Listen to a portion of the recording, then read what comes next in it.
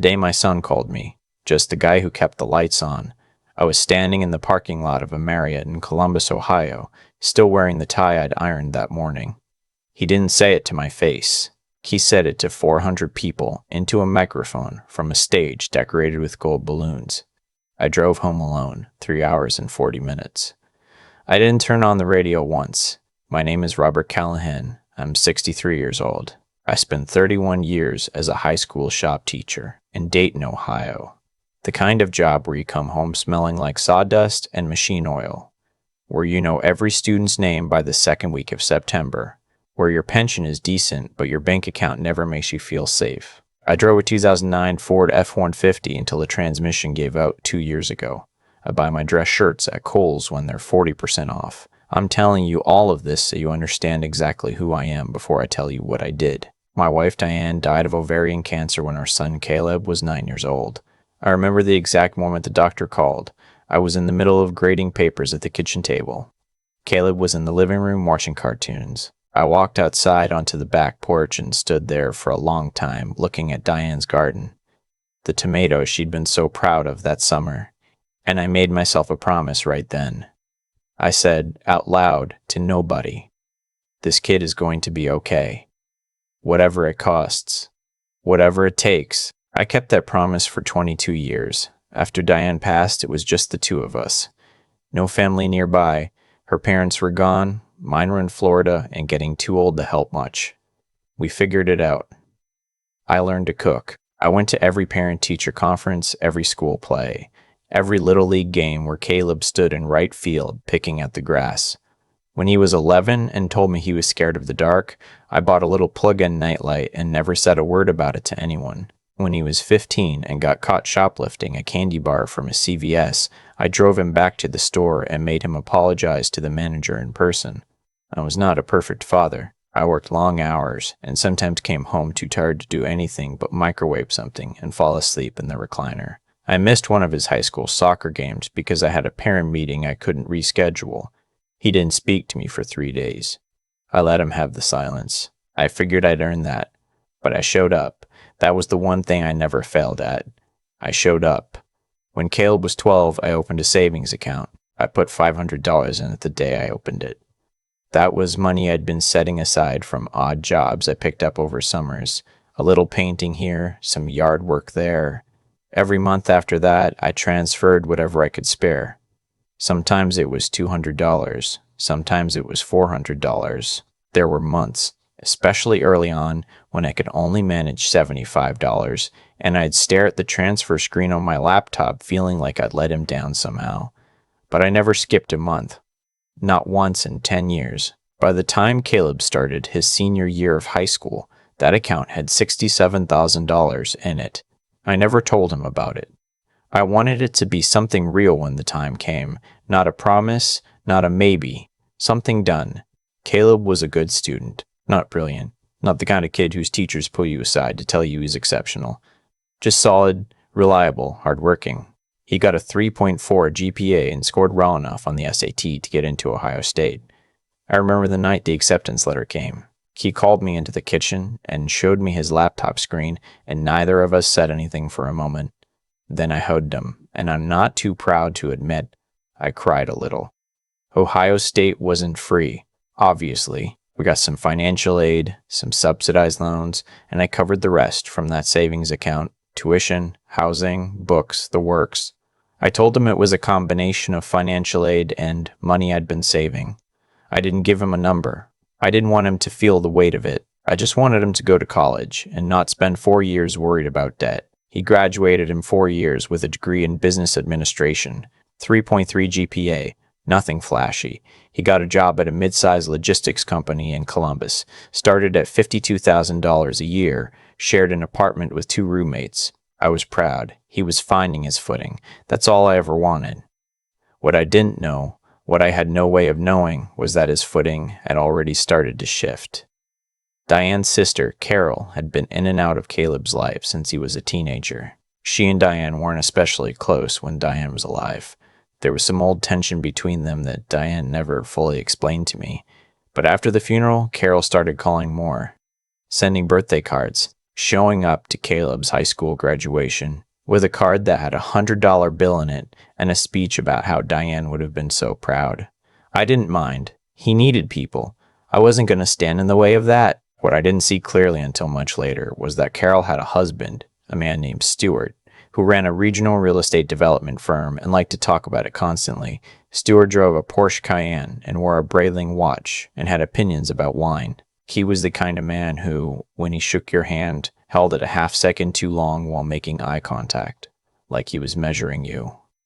Stuart took an interest in Caleb, took him to dinner, introduced him to colleagues, started talking to him about real estate investment and building a portfolio young and knowing the right people. He offered Caleb a part-time consulting gig on weekends, $500 cash here and there for showing up at development sites and taking notes. It felt, I imagine, like a door opening into a world Caleb hadn't known existed. I found out about most of this, gradually, in pieces, the way you find out things that people are slightly ashamed to tell you directly. A mention here, an offhand comment there. Stuart thinks I should look into getting my real estate license. Carol and Stuart invited me to their place in Hilton Head for the 4th. Stuart says the logistics job is fine for now, but I need to be thinking bigger. I tried not to be threatened by it. I told myself Caleb was an adult, and this was good for him. I told myself that Stuart, whatever I thought of him personally, was opening doors. But I noticed that the calls got shorter. I noticed that when I drove up to Columbus to take Caleb to lunch, he seemed distracted, checking his phone. I noticed that he started using words and phrases that didn't sound like him. Leveraging assets, optics, bandwidth. I noticed that he stopped asking my opinion about things. I told myself it was just growing up. When Caleb was 26, he called me on a Tuesday night and told me he was enrolled in an MBA program at a university in Columbus. Evening classes, 18 months, cost around $42,000. He said Stuart had connected him with someone who'd done the same program, and it had changed everything for him. He said the firm had some kind of tuition reimbursement, but it wouldn't cover everything. He paused then, and I knew what the pause meant. I asked him how much he needed. He said if I could help with about $21,000, he could cover the rest through a combination of the employer reimbursement and a small personal loan. I said yes.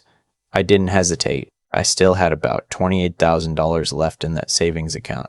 I'd spent the rest over the years on his undergrad, on a used car for him when his broke down his junior year, on a plane ticket when he needed to fly to a job interview in Atlanta. I wired him $21,000 the next morning. He said thank you. He said he really appreciated it. He did not say, I love you, but I didn't keep score on that. What I didn't know, sitting at my kitchen table that Wednesday morning, watching the bank transfer go through on my laptop screen, was that $21,000 was effectively every meaningful dollar I had left to give.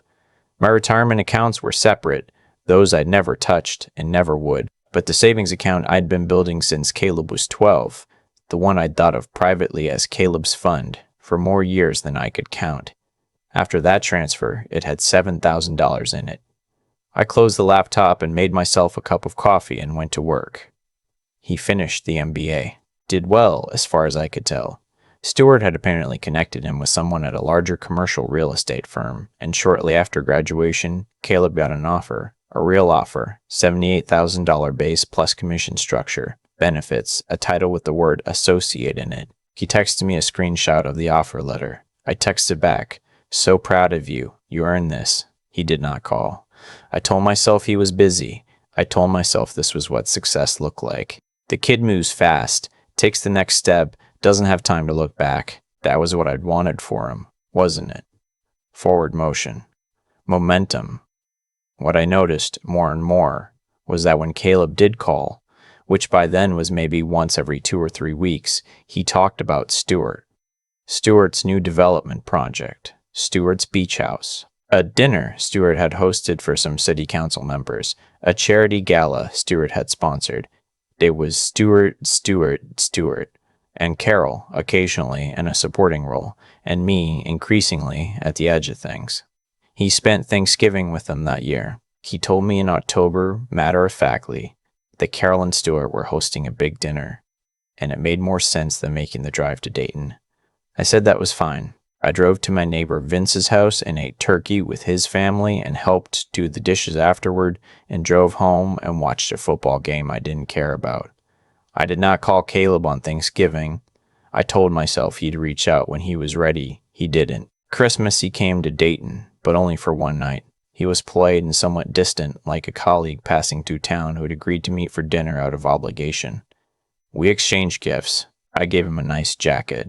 I'd picked out one of those barber coats his generation seems to like, which I'd found on sale, and which still cost me more than I'd spent on myself in months. He gave me a bottle of bourbon and an Amazon gift card. We watched a movie. He left the next morning before I was fully awake. The announcement about the firm's anniversary gala came in a group text. Carol, Caleb, and me in late spring. Stewart's firm was celebrating 25 years in business. Black tie. A hotel ballroom downtown Columbus. Dinner and speeches. Caleb was going to be saying a few words as one of the firm's rising team members. Carol's text said, "Robert, of course you're welcome to come. Not, please come. Not, we'd love to have you. Of course you're welcome. I bought a plane ticket. I know Columbus is only 3 hours from Dayton, but the event was on a Thursday and I couldn't take 2 days off from work, so I drove up after school let out, changed in the hotel bathroom, and walked into that ballroom at 7:15, feeling about as out of place as I've ever felt anywhere. Round tables with white linens, centerpieces that probably cost more than my monthly electric bill, a bartender who said sparkling or still when I asked for water. I found my table. I was seated with some of Stewart's extended family, cousins I think, and a business associate from somewhere in Georgia. Carol and Stewart were at a head table near the front. Caleb was at the same head table. When I caught his eye across the room, he gave me a small wave and went back to his conversation. The dinner was fine. The chicken was dry. I drank 1 glass of wine and switched to water. Then the speeches started. Stewart went first. Long, self-congratulatory, full of references to deals and milestones I knew nothing about. Then a business partner. Then a city council member who looked like he was reciting something he'd been handed 20 minutes earlier. Then Caleb. He looked confident up there, more confident than I'd ever seen him. He'd grown into himself in some way. The posture, the way he held the microphone, the easy smile he gave the room before he started talking. For one moment I felt something close to pure pride, uncomplicated by anything else. That's my son, I thought. I drove 3 hours in rush hour traffic for this, and it was worth it. He talked about what the firm had meant to him. He talked about the moment he'd realized real estate was his calling. A conversation, he said, over dinner, when someone across the table had seen something in him he hadn't yet seen in himself. He talked about mentorship. He talked about mentorship. He talked about being guided by people who believed in his potential. He looked directly at Stewart. He said, "Stewart, you taught me that success isn't just about hard work. It's about having someone in your corner who knows what you're capable of before you do. You and Carol opened your home to me, invested in me, and showed me what it means to build something that lasts. I genuinely would not be standing here without you." The room applauded. Stewart nodded, visibly moved. Caleb thanked a few colleagues by name. He thanked the firm. He thanked everyone who believed in me. He did not say my name. Not once. Not a mention, not a gesture. Not even a vague, and of course my family that I could have quietly absorbed and let go. Nothing. I was not in the room as far as that speech was concerned. I was not in the story of his life that he chose to tell. I sat there for a moment after he finished. The applause was still going. I put my napkin on the table. I picked up my jacket from the back of my chair. I walked through the ballroom toward the exit, past the bar, past the ballroom doors, past the hotel lobby, and out into the parking lot. It was a warm night in Columbus, Ohio. I stood next to my truck for a long time. I didn't cry. I'm not sure why. Maybe I'd already done the crying I was going to do, over the Thanksgivings and the short phone calls, and the growing sense that I was being quietly edited out. Maybe I'd used it all up without realizing it. I drove home. I got back to Dayton at 1 a.m. I sat in my driveway for a while before I went inside. I didn't call him. I didn't send a message. I thought about what I wanted to say for a long time, and none of it seemed like something I could put into words without sounding like I was asking for something, and I was done asking for things. 3 months passed. Caleb called twice during that time. The first time I answered, and the conversation was normal, surface level. How are you? How's work? Fine, fine. He didn't mention the gala. Neither did I. The second time I was in the middle of something and I let it go to voicemail. He left a short message saying he was just checking in and to call whenever. I didn't call back. I think some part of me was waiting to see how long it would take before he noticed something was wrong, before he pressed, before he said, "Dad, are you okay? Did I do something?" He never asked. What happened instead was this. About 8 months after the gala, Stewart's firm got caught in something ugly. I read about it first in a local Columbus business journal that a former colleague of mine forwarded me. He thought I might find it interesting, given that Caleb worked there. Apparently, 2 of Stewart's development projects had been misrepresented to investors. Compliance violations, a state investigation that had been quietly building for over a year. Stewart resigned. The firm lost 3 anchor clients in 2 weeks. A round of layoffs followed. Caleb lost his job on a Wednesday afternoon. He called me that evening. His voice was different, smaller. He tried to sound calm, but I could hear it. That particular quality in a voice when someone is barely keeping themselves level. He told me what had happened. He told me he had about 6 weeks of savings, about $4,000, and that his rent in Columbus was 1,450 notes a month. He said he was confident he'd find something, but it might take a few months, and he wanted to know if I could help bridge the gap. He said, maybe if you still have some of that money you'd set aside. I let him finish. Then I told him the truth. I told him that when he was 12 years old, I opened a savings account and put money into it every single month for 10 years. I told him that by the time he was ready for college, I'd saved $67,000, and that I used every dollar of it. Tuition, housing, his car junior year, the Atlanta flight, and then $21,000 toward his MBA. I told him that after the MBA transfer, the account had $7,000 left in it. I told him that over the past 8 months, I'd used about $4,000 of that for my own expenses because I'm 63 years old and I don't have a high income and things cost money. I told him that 3 weeks after the gala, after I drove 3 hours to watch him give a speech in which he did not mention me once, I'd taken the remaining $3,100 and donated it to a scholarship fund at the hospital where Diane had been treated. In her name. It's called the Robert Callahan Memorial Nursing Scholarship. It helps students in the nursing program at a local college. The first recipient was chosen last spring. There was a long silence on the phone. He said, "You donated it." I said, "Yes." He said, "All of it." I said, "Yes." He said, "All of it." I said, "Yes." Another silence. I wasn't angry when I said what I said next. I want to be clear about that. I was not trying to wound him. I was just tired of carrying something he didn't know he'd put down. I said, "Caleb, I want you to think about something. The night of that gala, you stood up in front of a room full of people and talked about who believed in you and who invested in you and who taught you what success looked like. And all of that might be true. But I need you to know that $67,000 wasn't nothing. The nights I worked extra jobs so you wouldn't have to worry about money in college wasn't nothing. The years I raised you alone after your mother died, that wasn't nothing. I'm not asking you to thank me. I stopped needing that a long time ago. I just needed you to know, that I was there, even if you forgot." He didn't say anything for a long time. Then he said, "Dad," just that, just the word. "I don't want to give you a tidy ending because life doesn't usually cooperate with those. What I can tell you is that Caleb drove to Dayton 2 weeks later. He showed up on a Saturday morning with coffee, 2 cups from a place downtown that he knew I liked, and he sat across from me at the kitchen table, in the same chair he'd sat in as a kid doing homework, and he told me he was sorry. Not a general sorry.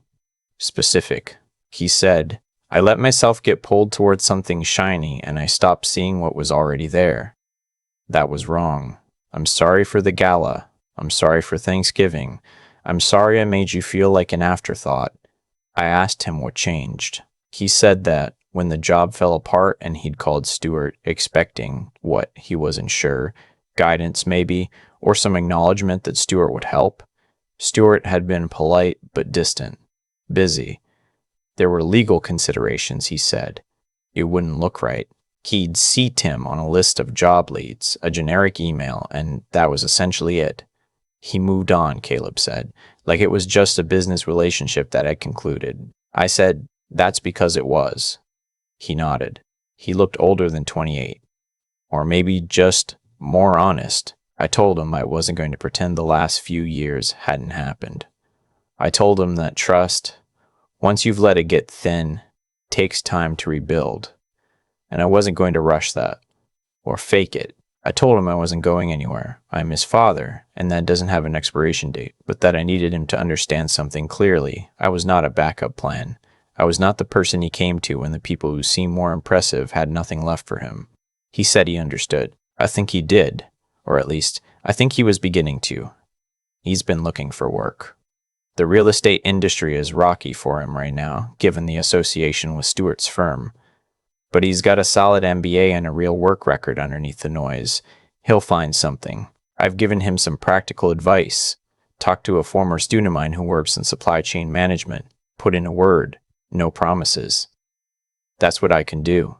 He calls every Sunday now. Not long calls, 20, 30 minutes, but real ones. He asks how I'm feeling, how school is, whether my hip has been giving me trouble again. Last month he drove up on a Saturday and helped me rebuild the back deck steps, which had been rotting for 2 years. We worked all afternoon, just the two of us, and at some point he started telling me a story about something stupid that happened at a job interview, and we both started laughing.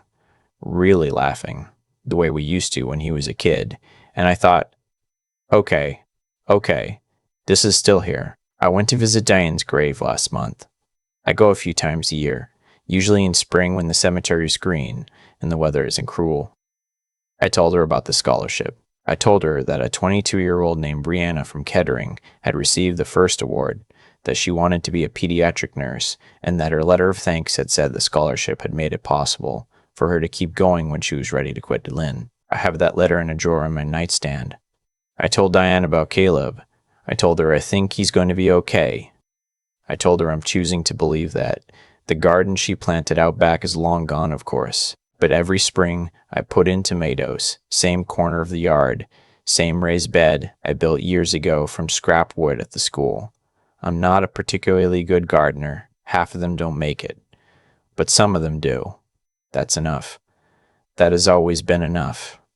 I've thought a lot about cause and effect since that night in the parking lot of the Marriott. Not in any grand philosophical way, just the plain, practical kind. The kind you learn when you've spent 31 years watching teenagers figure out that if you don't measure twice, the wood doesn't fit. Everything in a shop class is cause and effect. You skip the step, you ruin the piece. There's no arguing with it. What I did for Caleb, the savings account, the transfers, the years of quiet, unglamorous showing up. I didn't do any of that expecting a speech. I want to be clear about that. I did it because he was my son, and I loved him, and that's what love does when it has any discipline behind it. It acts. It saves. It drives 3 hours in traffic. It doesn't wait to be thanked. But here's what I've come to understand about the years Caleb spent drifting towards Stuart's world. Nobody told him what anything actually cost. Not in dollars. He knew tuition numbers, vaguely, but in the real currency. The early mornings. The extra jobs in summer. The vacations I didn't take. The truck I kept driving past the point any reasonable person would have traded it in. He didn't know any of that because I never made a transaction between us. And that silence, which I thought was a gift, turned out to be a gap. He filled it with whatever story was most convenient. That's not cruelty. That's just what happens when a person doesn't have all the information. You construct a version of events that centers whoever is standing in front of you, shiny and confident, talking about leverage and potential. Stuart was visible. I was background noise. And Caleb, at 28, didn't yet have the wisdom to look past what was visible. Wisdom isn't something you're born with. I've watched enough kids grow up to know that. It comes from the moments when the thing you were certain about turns out to be wrong, when the mentor who said he believed in you emails you a list of job leads and stops returning your calls. That's a hard lesson. It's also a real one. Caleb learned more about character in the week after Stewart's firm collapsed than he had in the 3 years of dinners and galas that came before it. What I tried to show him, sitting across that kitchen table on a Saturday morning, was something different from what Stewart had offered. Not a door into some impressive room, just honesty. Here is what happened. Here is what it cost. Here is what it cost. Here is what I did with what was left and why. No performance in it. No angle. That's the thing about integrity. It doesn't make noise, it just holds. You build it the same way you build anything worth keeping, one careful choice at a time, over years, without applause. I put money in that account for a decade. I drove to Columbus and sat at a table full of strangers and watched my son give a speech in which I didn't exist. I drove home. I made a decision about the money that had nothing to do with punishing him and everything to do with honoring what it was originally for, love freely given, with Diane's name on it. And I kept going. I planted tomatoes in the spring. I went to work. I waited. The Sunday calls are real now. The rebuilt deck steps are real. The laughter about the bad job interview. That was real. None of it came from me demanding anything. It came from Caleb finally having enough experience to see clearly. That's how it works. You can't rush it and you can't force it. You just have to still be there, steady and honest. When a person is finally ready to look, I'm still here.